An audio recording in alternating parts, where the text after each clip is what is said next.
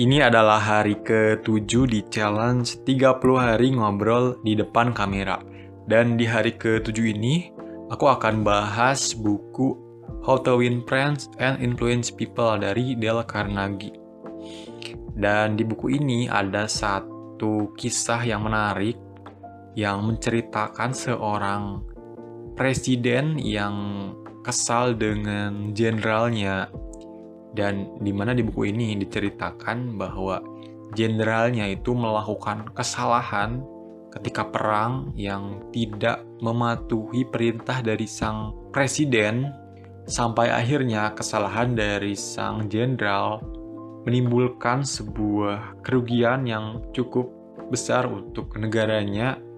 Dan akhirnya sang presiden pun kesal dengan sang jenderal itu, sehingga sang presiden dia menulis sebuah surat, dia melampiaskan kekesalannya kepada jenderalnya itu lewat sebuah surat.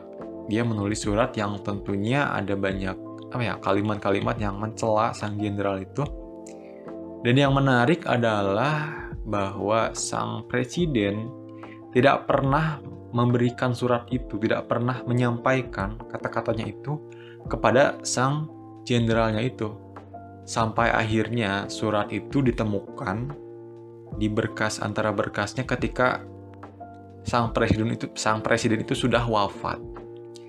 Dan dari kisah itu di buku ini ada satu kalimat yang membuat aku tertarik, yaitu bunyi kalimatnya, Anda dan saya tidak akan pernah suka menjadi subjek yang dicela, entah kita pantas untuk mendapatkannya atau tidak.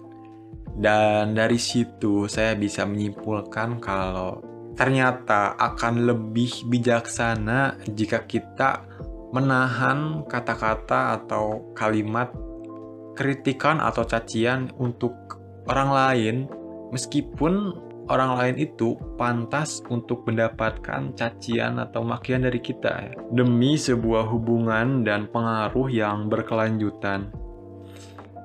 Sekian untuk hari ke-7 di challenge 30 hari ngobrol di depan kamera ini. Mohon maaf jika ada kesalahan dalam kalimat yang saya berikan. Semoga bermanfaat. See you in the next day. Thank you.